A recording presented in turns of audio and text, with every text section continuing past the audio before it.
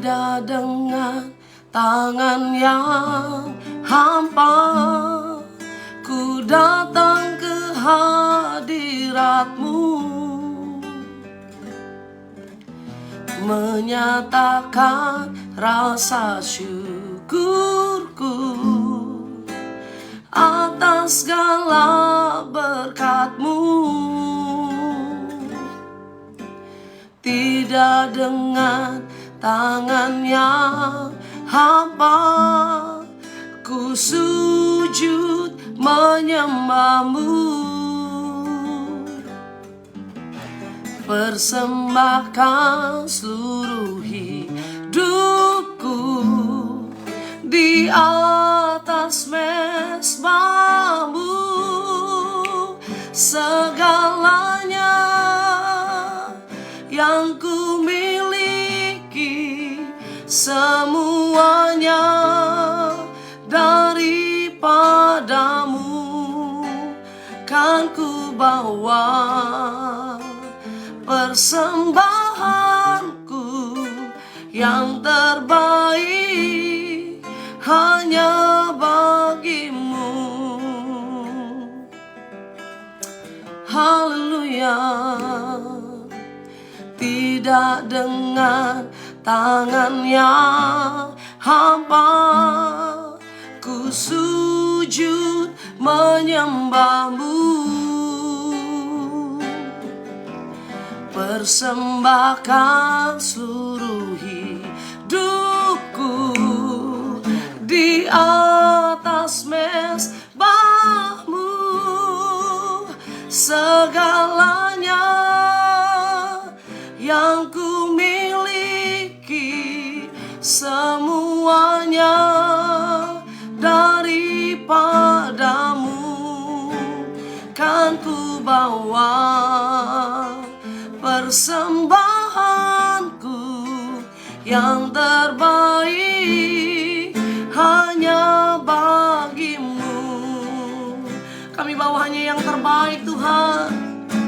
Segalanya yang ku miliki, semuanya daripada-Mu, kan ku bawa persembahanku yang terbaik hanya bagi-Mu.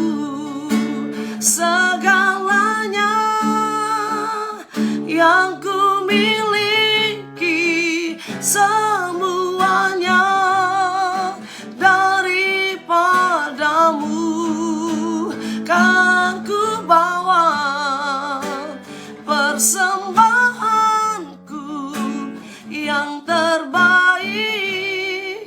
hanya bagi-Mu, kan ku bawa persembahanku yang terbaik hanya bagi-Mu, kan ku bawa persembahanku yang terbaik.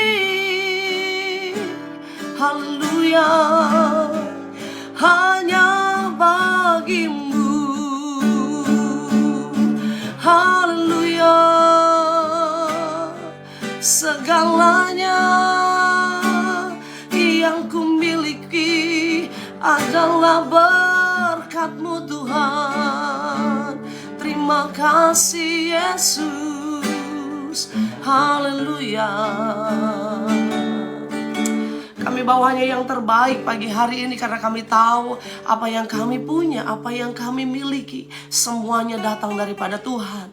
Terima kasih Tuhan, kembali hari ini kami buka hati kami renungkan firman-Mu. Kami mau berjalan bersama Tuhan, kami mau berjalan bersama firman Tuhan. Ketika kami andalkan Tuhan, kami pegang janji Tuhan, maka Tuhan beracara dalam kehidupan kami. Di dalam nama Tuhan Yesus kami siap terima berkat Tuhan. Haleluya, haleluya. Amin. Shalom, haleluya. Shalom Tante Debbie, ada Ibu Okta, ada Ibu Linda, haleluya. Shalom. Kita buka firman Tuhan di Amsal pasal yang ke-11 ayat 24. Amsal 11 ayat 24 sampai berikutnya. Ada yang menyebar harta tetapi bertambah kaya. Ada yang menghemat secara luar biasa namun selalu berkekurangan. Siapa banyak memberi berkat, diberi kelimpahan. Siapa memberi minum, ia sendiri akan diberi minum. Siapa menahan gandum, ia dikutuki orang. Tetapi berkat turun di atas kepala orang yang menjual gandum. Siapa yang mengejar kebaikan berusaha untuk dikenan orang, tetapi siapa mengejar kejahatan akan ditimpa kejahatan. Siapa mempercayakan diri kepada kekayaannya akan jatuh, tetapi orang benar akan tumbuh seperti daun muda. Haleluya. Saudara dikasih Tuhan, hari ini Tuhan mengajarkan kita di minggu-minggu yang pertama di awal bulan ini, saudara, bahwa Tuhan kembali mau mengajar, mengingatkan terlebih berkat memberi daripada menerima. Begitu kan ya saudara ya. Nah, ayat 24 berkata, ada yang menyebar harta tetapi bertambah kaya, ada yang menghemat secara luar biasa namun selalu berkekurangan. Kalau prinsip dunia, hemat pangkal kaya. Tetapi prinsip surga kebalikannya, hemat pangkal miskin. Tetapi orang yang suka memberi, orang yang suka membagi adalah orang yang pasti diberikan kelimpahan. Nah, haleluya. Ini adalah prinsip surga yang kadang-kadang gak masuk sama logika. Mana mungkin sih kita banyak memberi, terus berkatnya dari mana, terus datangnya dari mana. Yang betul adalah prinsip dunia ini, bahwa hemat pangkal kaya. Waktu kita nabung, kita hemat, lama-lama bisa jadi kaya. Tapi waktu kita memberi, gimana kayanya? Nah, inilah apa yang dipikirkan oleh surga berbeda dengan pikiran dunia, saudara. Tuhan mau setiap kita bawa apa? Memberi berkat. Banyak memberi berkat, diberi kelimpahan. Siapa memberi minum, ia sendiri akan diberi minum. Itu hukum surga. Nggak bisa lagi kita bandingkan dengan hukum dunia. Caranya gimana? Kalau surga sudah bertindak, tidak ada yang mustahil bagi Tuhan. Amin. Nah, hari ini kita mau belajar terlebih berkat memberi daripada menerima. Terlebih berbahagia memberi daripada menerima.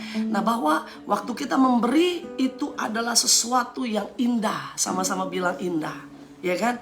Waktu kita hemat itu adalah sesuatu yang tidak baik, tidak sesuai dengan firman Tuhan. Tapi waktu kita memberi, Tuhan akan bertindak dalam hidup kita. Nah, kita mau belajar dari dua contoh, saudara. Seringkali saya sampaikan ketika khotbah adalah kisah atau cerita tentang Danau Galilea dan Laut Mati. Ini adalah dua tempat yang ada di Israel, ya kan? Danau Galilea kita tahu sama-sama, ya kan? Ada satu danau di Israel namanya Danau Galilea, Danau Genesaret, Danau Kineret, dan juga Danau Tiberias. Satu danau yang sama ada 4 nama karena memang dinamakan sesuai dengan daerah-daerah di sana, saudara. Nah, apa yang terjadi di Danau Galilea adalah danau yang sangat luas, yang juga kita kenal. Disitulah Yesus banyak melayani. Dan di Danau Galilea itu ternyata Danau Galilea dan juga Laut Mati adalah dua tempat yang dua-duanya sama-sama menerima atau mendapatkan aliran dari Sungai Yordan, saudara. Nah, bagaimana mereka menerima, sama-sama mendapatkan sumber air yang sama. Tetapi bedanya, Danau Galilea melanjutkan atau meneruskan aliran sungai, memberikan kembali air-air sungai itu, air-air yang ada di danau itu kepada sungai-sungai di sekitar itu. Maka sungai-sungai itu akan mengalirkan air ke daerah-daerah wilayah-wilayah di sana, dan akhirnya di sekitar sungai yang dialiri itu akan tumbuh tumbuhan yang subur, akan tumbuh juga di dalam sungai atau di dalam Danau Galilea itu akan tumbuh ikan-ikan yang baik, saudara, dan akhirnya banyak menguntungkan bagi para nelayan-nelayan. Kita tahu murid-murid Yesus juga adalah pekerjaannya sebagai nelayan di Danau Galilea. Mereka biasa mendapatkan ikan yang banyak, ikan yang sehat, ikan yang luar biasa mantap gitu kan ya. Kalau kita ke sana, kita makan ikan petrus karena dari Danau Galilea. Nah, apa yang terjadi dengan Laut Mati? Laut Mati juga mendapatkan aliran sungai dari Sungai Yordan sama-sama, saudara. Tetapi yang terjadi pada Laut Mati adalah Laut Mati tidak kembali mengalirkan. Dia hanya menerima, dia hanya mendapatkan tetapi tidak kembali memberikan, tidak kembali mengalirkan. Dan akhirnya di laut mati adalah tempat di mana kadar garamnya cukup tinggi, dan di sana tidak ada binatang-binatang atau tidak ada makhluk hidup yang bisa bertahan hidup di sana. Nah, kita lihat apa perbedaan dari sungai Danau Galilea dan juga Laut Mati, bahwa keduanya sama-sama mendapatkan sumber air yang sama, tetapi yang satu suka memberi, yang satu hanya menerima dan tidak mau memberi. Kalau kita mau seperti Laut Mati, di dalam hidup kita tidak ada manfaatnya buat orang lain. Hidup kita hanya bisa menerima, kita tidak suka memberi, kita tidak suka mengalirkan berkat yang ada pada kita. Dan akhirnya hidup kita seperti laut mati, saudara, ya kan? Di mana kita berada orang tidak mendapatkan berkat. Nah, kalau kita mau belajar dari hari ini, apa sih berkat memberi? Apa sih berkat memberi? Kita mau buka dari Kisah Rasul pasal yang ke-20. Kisah Para Rasul pasal yang ke-20, bahwa berkat memberi buat anak-anak Tuhan, ya kan? Kisah Rasul pasal 20 ayat 35 berkata begini, dalam segala sesuatu telah kuberikan contoh kepada kamu, bahwa dengan bekerja demikian kita harus membantu orang-orang yang lemah dan harus mengingat perkataan Tuhan Yesus. Sebab Ia sendiri telah mengatakan, Yesus sendiri telah berkata apa? Adalah lebih berbahagia memberi daripada menerima. Jadi berkat memberi yang pertama adalah hidup kita akan berbahagia. Hidup kita akan berbahagia. Hidup kita akan boleh menjadi berkat buat orang. Ketika hidup kita menjadi berkat buat orang, orang lain senang, orang lain berbahagia, hidup kita akan lebih berbahagia. Kita bisa menolong orang lain, kita bisa membantu meringankan beban orang lain. Hidup kita akan berbahagia. Berbahagia bukan ketika kita dapat apa yang kita mau. Berbahagia juga bukan soal kita bisa capai apa yang menjadi mimpi-mimpi kita. Kita bisa beli barang apa yang kita inginkan. Bukan sekedar itu. Tetapi berbahagia adalah ketika kita bisa menjadi saluran berkat buat orang lain. Yang setuju katakan amin. Jadi berkat memberi yang pertama adalah hidup kita berbahagia. Sama-sama bilang, hidup saya berbahagia. Amin. Saudara mau berbahagia? Ayo belajar memberi. Memberi buat orang-orang sekitar kita. Memberi buat pekerjaan Tuhan. Memberi juga buat mungkin orang tua kita, saudara.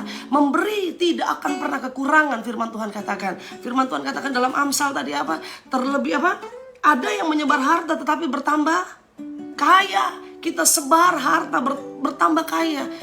Nggak masuk di logika. Tetapi buat hukum surga itu adalah kepastian. Hukum Tuhan, janji Tuhan itu adalah ya dan amin. Jadi imani firman Tuhan. Sebar harta, bertambah kaya. Ada orang menghemat luar biasa, dia malah selalu berkekurangan. Saya sering kali menemukan orang, kok udah nabung ya, gue udah sisihin, tapi kok kurang aja. Tapi kok kayaknya masih ada aja yang kurang. Tapi waktu kita memberi, waktu kita menabur, waktu kita menolong orang, kita tidak akan pernah kekurangan. Berkat yang pertama adalah kita akan berbahagia. Kalau saudara mau berbahagia, ayo memberi. Yang kedua, berkat memberi adalah ketika kita memberi, itu kita sedang mempercayai pemeliharaan Tuhan.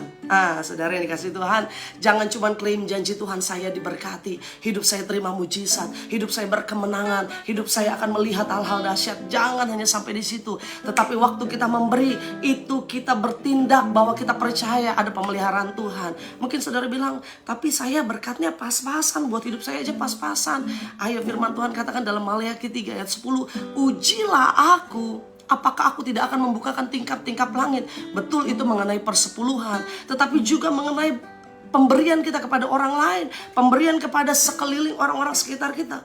Ketika kita care sama orang-orang, kita peduli sama tetangga kita, sahabat kita, kita tahu mereka sedang membutuhkan. Kalau kita diam, saudara, kita diam, kita nggak bertindak, kita nggak mau nolong, padahal kita bisa menolong, saudara, lebih jahat daripada orang-orang dunia. Tetapi saya mau katakan, waktu kita memberi, kita sedang mempercayai pemeliharaan Tuhan yang sempurna dalam hidup kita.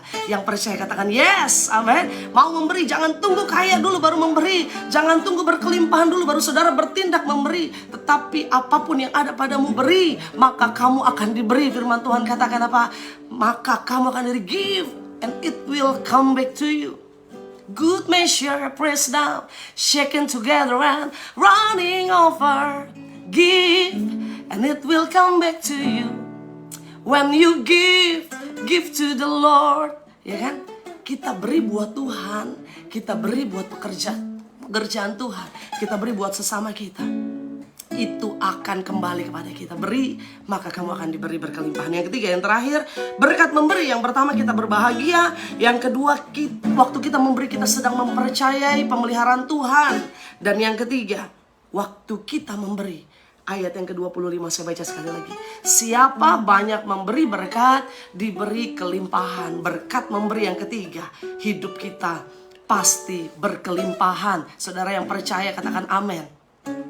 Kalau kita memberi, kita berkelimpahan.